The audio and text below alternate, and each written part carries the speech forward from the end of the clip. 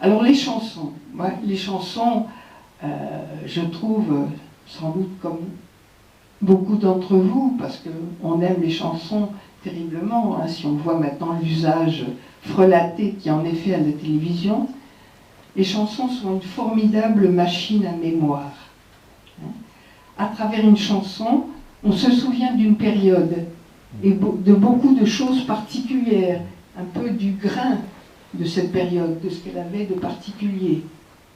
Alors la romance de Paris, c'est la petite Parisienne délurée qui arrive dans ce village et qui a quand même un appétit de vivre et qui épate les petits copains en courant dans la rue et en chantant. C'est la romance de Paris.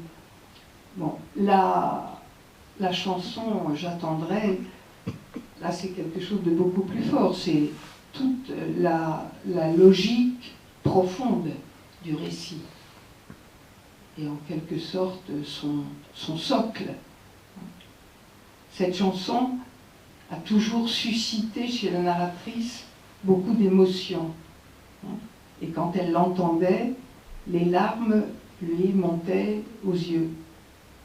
Et puis, beaucoup plus tard, elle est femme, mais les mémoires de l'enfant et les mémoires de la femme ne vont cesser de se confondre dans ce récit, qui n'est pas chronologique, qui est un récit de va-et-vient, et la femme, enfant, on ne peut pas les dissocier, tout d'un coup revoit ou imagine la scène où le père chante à l'enfant « J'attendrai toujours ton retour ». Le père qui a disparu. Mais la femme ne peut absolument pas se souvenir de la voix du père. Elle ne peut pas retrouver son image. Elle ne peut pas non plus retrouver sa voix parce que cette chanson, elle l'a gravée dans l'oreille avec la voix de Rina Ketty. Alors ceux qui ont connu la chanson de cette époque, vous savez, avec les haies très pincées, j'attendrai. Donc voilà. Donc il y a quelque chose là, il y a une porte du passé qui est prête à céder, mais elle ne s'ouvre pas complètement. On essaie de dire, oui, le temps. C'est pas facile d'en parler. Ici, ce qui est constant, ce sont les interférences entre des moments extrêmement différents, des moments de la vie de l'enfant, des moments de la vie de l'adulte. Ce sont des contretemps, des espèces de quiproquos où la femme agit comme si elle était encore dans la peau de l'enfant. Comment vous dire cela? On vient de parler de la chanson « J'attendrai ». Dans l'invitation, il est question de la sortie de l'école. Une enfant sort de l'école à midi, son père est toujours là pour l'attendre, il l'adore, il n'est pas là. Et une femme lui empoigne brutalement la main et lui dit « Tes parents sont partis en voyage » et elle l'emmène. Bon. Ça, c'est fin d'une vie. Et puis après, on ne sait pas ce qui se passe, et on retrouve l'enfant dans la gare Montparnasse, prête à partir pour le village de son salut avec l'artisan qui est venu la sauver. Donc comment voulez-vous que dans le roman, la narratrice femme et la narratrice enfant, je parle de narratrice là, ait un sentiment juste, cohérent et ordonné du temps? Il y a en elle quelqu'un qui a disparu, on pourrait croire définitivement, et qui est resté planté à la sortie de l'école, à attendre le père. Et puis, il y a quelqu'un qui est dans le café mayennais et qui mène une toute autre vie sans aucun rapport, aucun, avec celle qu'elle a vécue auparavant. C'est une juxtaposition d'une brutalité extraordinaire. Bon. Et à partir d'un certain moment, en général, ça se passe pour tous les êtres, disons, autour d'une maturité, hein, de 40, 50 ans. Jean Bernard dit avec raison hein, qu'il n'y a pas de date, hein, c'est voulu. À partir d'un certain moment, si on n'a pas les pieds posés sur terre, hein, bien sur terre au sens premier, la terre, bien, tout d'un coup, plus rien ne va plus. Hein, plus rien ne va plus et la machine se dérègle. Parce que cet enfant qui a vécu, qui a fait des études brillantes, etc., elle a perdu en route la petite fille. Et c'est cette petite fille qu'il va falloir qu'elle aille rechercher et qu'elle aille retrouver. Donc c'est des circuits dans le temps qui n'obéissent pas à la logique chronologique ni à la logique de l'âge. Ce sont des courts-circuits permanents, et ça c'était pas facile à écrire, des courts-circuits permanents entre l'enfant morte, hein, je l'appellerais volontiers l'enfant morte, qu'il faut faire revivre, et la femme qu'elle est devenue. Donc voilà, c'est ça le désert géologique, c'est que elle a le sentiment vraiment d'être perdue dans l'infini du temps. Oui, effectivement, hein, c'est un épisode qui finalement inaugure l'ouverture du roman pour beaucoup de raisons. C'est d'abord un épisode concret, une chose qu'il faut faire, c'est-à-dire c'est la présence dans toute la vie de l'enfant, telle qu'elle est présentée, la présence de la nécessité. J'ai remarqué après, en relisant, qu'il y a beaucoup de moments qui commencent par « il fallait ». Il fallait. C'est une nécessité inexorable. Le fatum, il faut s'exécuter. Il n'y a rien d'autre à faire. L'autre idée, c'est de descente et profondeur. Alors moi, je ne voudrais pas écraser tout ça, parce que je fais surtout confiance au lecteur, hein, pour faire fleurir et les passages concrets et les métaphores, comme vous dites. Bon, la descente dans les profondeurs, d'abord il y a l'épisode réel, hein, j'y insiste bien, c'est aussi la descente en soi, hein, qui va s'avérer nécessaire, la descente en soi avec un épisode dont on n'a pas parlé, qui est la dépression, que j'aime bien parce qu'il y a pas mal d'humour hein, dans le récit de cette dépression, et que là aussi c'est l'écriture, parce que ce qui caractérise la dépression, c'est qu'on est tellement collé à ce qu'on vit à l'instant hein, qu'on est absolument incapable d'avoir une distance.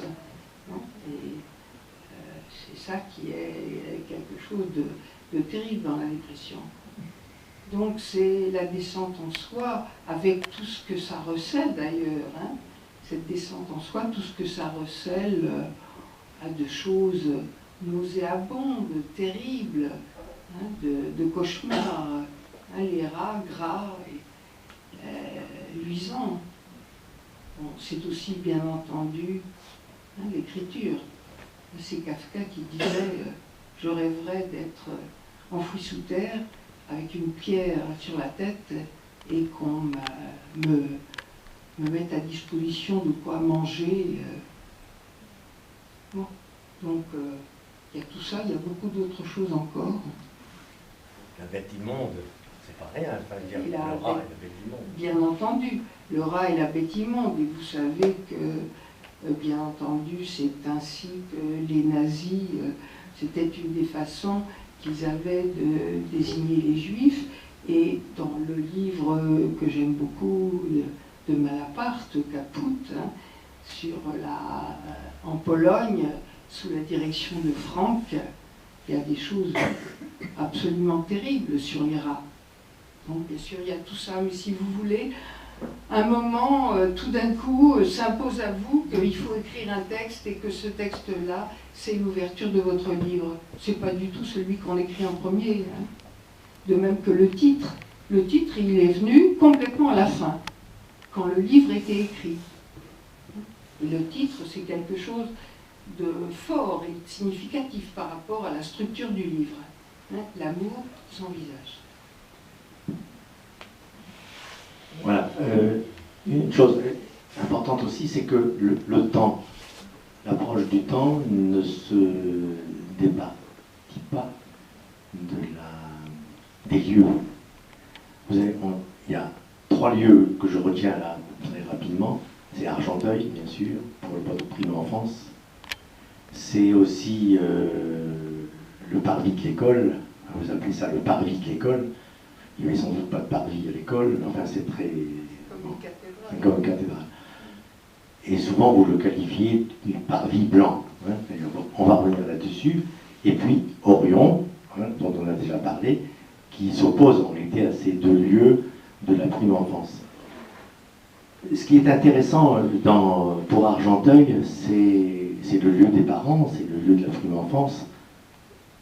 C'est le lieu, en réalité, des fulgurances, des instantanés. Il ne vous reste pas beaucoup de souvenirs, mais vous avez 2 ou 3 souvenirs que vous répétez d'ailleurs à plusieurs reprises, et en particulier le souvenir de la descente aux abris dans les bras de votre père, au moment de l'alerte pour annoncer les bombardements. Alors je vais lire ce court passage. J'ai pris des photocopies, c'est ma femme qui a le livre. Pour aller de la chambre à l'escalier commun qui menait à l'abri, il fallait traverser un balcon à ciel ouvert. Arraché au sommeil, l'enfant contemplait un instant les trajets lumineux des fusées sur le ciel noir. Enserré dans la poitrine du père, emporté dans sa course, émerveillement sans peur, le rapt de la nuit l'a ravi. Le danger est un jeu merveilleux à sauve qui peut. Ça, c'est la grande image qui vous reste d'Argenteuil. C'est un éclair, c'est une fulgurance, c'est un instantané lumineux. À cela s'oppose, en réalité, le parvis blanc de l'école. Vous attendez votre père ne vient pas, c'est une militante communiste qui vient vous chercher et qui va ensuite vous remettre dans les mains, comme vous l'avez dit tout à l'heure, dans les mains du juste Marcel, qui va vous emmener effectivement en Mayenne.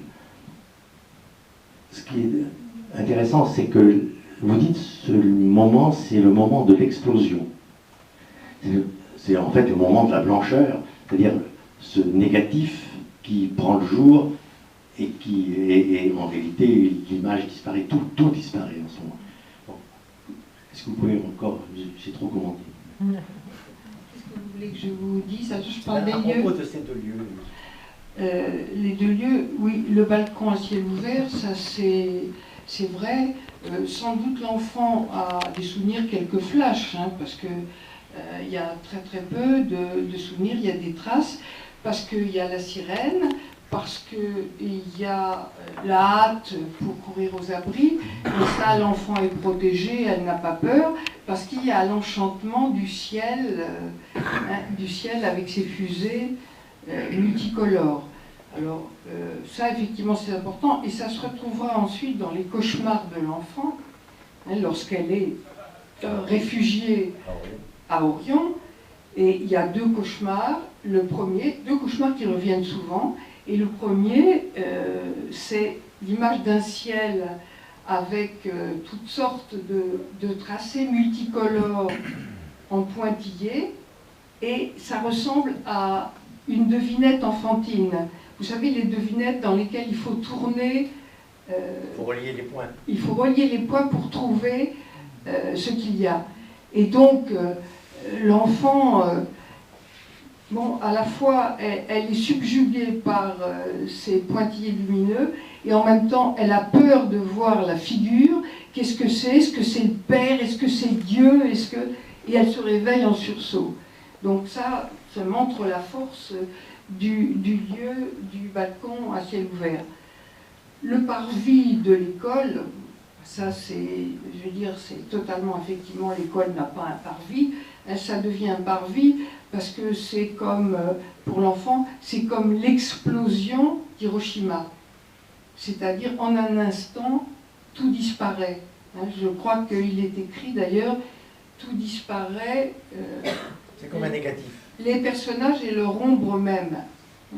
Oui, bien sûr, c'est comme un négatif, puisque l'enfant, à partir du moment où elle va entamer plus tard, femme, c'est toujours l'enfant en elle, où elle va entamer la recherche du passé, elle va essayer de développer des négatifs. Elle va essayer de retourner à la chambre noire pour faire sortir des images. Et c'est très difficile, car il y a peu d'images. Donc le parvis de l'école, c'est aussi un exemple de ce qu'est l'écriture, sans rapport avec une modeste école maternelle, vous voyez, dans un village de banlieue, ça devient une immense cathédrale complètement flamboyante et emportée dans une explosion.